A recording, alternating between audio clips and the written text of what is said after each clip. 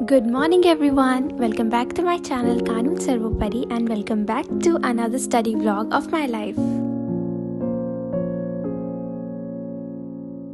So this vlog is basically going to consist of subsequent 6 days study vlogs during my university exams, and here I am preparing for my exams. I started my day with waking up and setting up my room and doing some workout on the treadmill. After that, I grabbed my books and started to study. So my first exam is going to be of Muslim law, that is also known as family law too.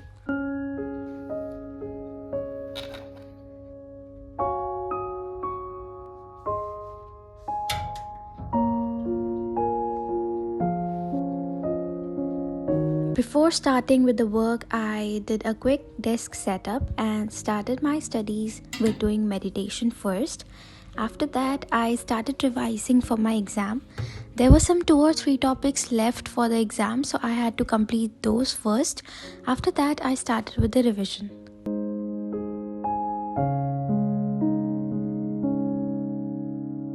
So a lot of you have been asking me that which videos do I consider for studying.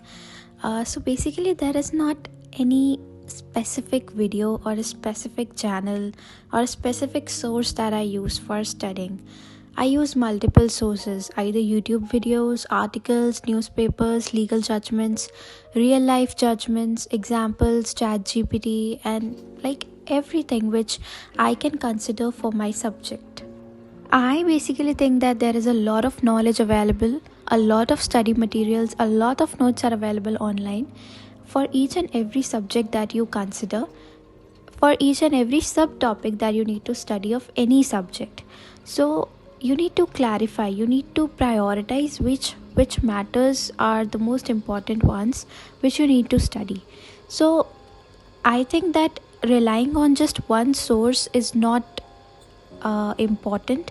Rather than you need to explore and research about your subtopics. As for understanding the basic meaning of a topic, I do consider YouTube videos, and after understanding the meaning, I delve into the case laws, into the research work, and for that I use Google, ChatGPT, or maybe the real judgments from sites like Live Law, like that. That is what is needed for the theory portion. But in order to study law, the main and the most important source is BARE Act. You know, when we were in schools, we used to study NCERT, and no other reference book could be compared to NCERT. So NCERT is just like a BARE Act, and you cannot leave BARE Act at all. If you are a law student, you need to study the BARE Acts, the commentaries that are written in the BARE Act, the judgments which are written in the BARE Act. There are also BARE Acts with the explanations of each and every section that is in it. So that is, I think, what really matters, and it is really important. If you are just starting with studying law, then I would suggest that reading the theory portion is essential, because delving directly into the legal language would be difficult, because legal language is quite different from English language. Even though it is written in the same script, but the manner of writing a legal language like in BARE Acts is quite different. It is a technical language, and it has a lot of jargons, a lot of words that a lot of Latin words, and which need basically more attention. Let's say you need to study the topic of fundamental rights from the Constitution of India. So firstly, you need to do the theory portion, like what was the history of the Constitution, how it has been made, like the basic overview, not delving into the details of it, because that you have already done in your 11th and 12th. So delve into the basics of the Constitution, how it has been made, and study about the fundamental rights in a theoretical way, like what are the fundamental rights, which rights have been removed from the Constitution of India and which are already there, how many of them are there, and what are the examples of those fundamental rights. What are the situations where someone's fundamental rights would be breached by any situation. And after doing all of this, the salient features of the Constitution and everything related to it, delve into the Bare Act. Read the lines of the Bare Act, the article number, and everything, and the case laws that is written in the Bare Act.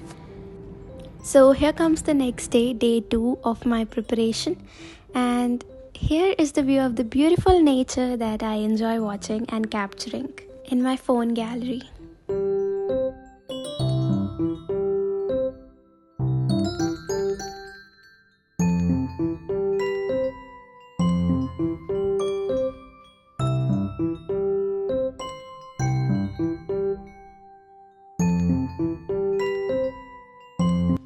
So, family law basically consists of many personal laws.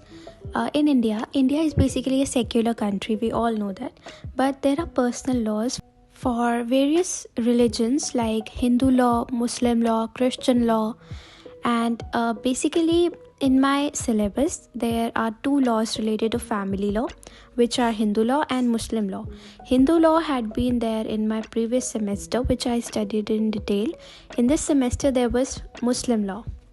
I think it is comparatively easier, or maybe it seemed easier because I had already done the Hindu law first.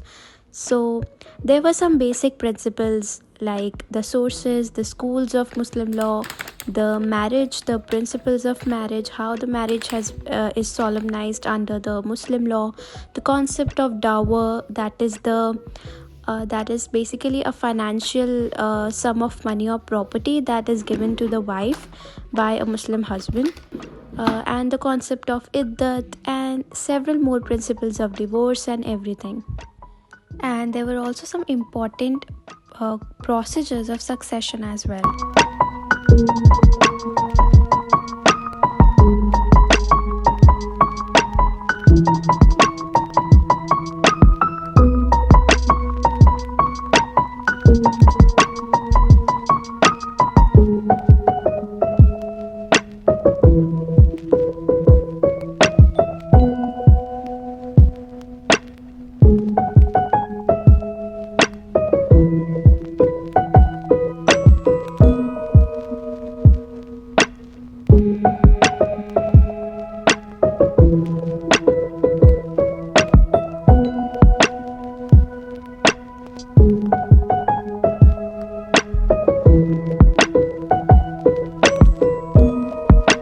So here comes the exam day finally of Muslim law, and I woke up at around 4 a.m. but I forgot to record the clips at 4 a.m. because all I could think of was revising for the exam.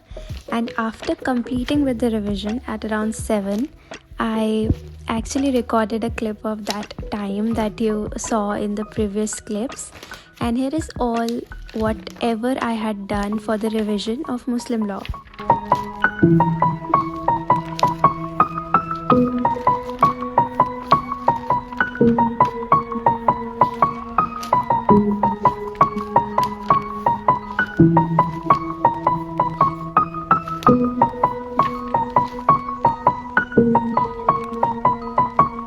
My exam went pretty good, and now it was time to return back to home.